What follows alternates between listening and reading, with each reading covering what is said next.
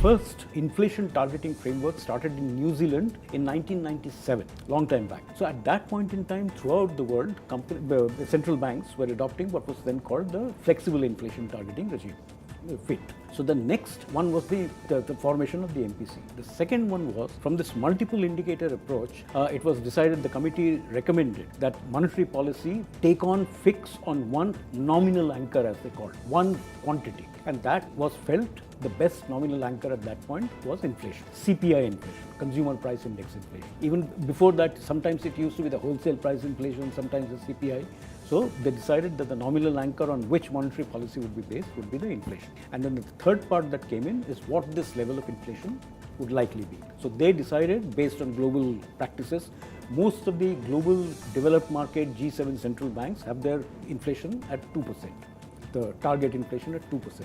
They felt that since India was a faster growing economy, would need to heat up a little bit more to be able to sustain that growth, for producers to have that incentive to be able to get that profit margin. So you needed to tolerate a little higher inflation. So they decided to fix on 4%. But beyond that, earlier RBI analytical studies had suggested that 6% inflation was a threshold beyond which it became growth decretive. That inflation at 6% then began to hit growth. So that was the band that came in. So the developed market band at the lower end of the corridor, as it's called, 2%, the target at 4%, and the upper threshold at 6%. So that was the inflation band.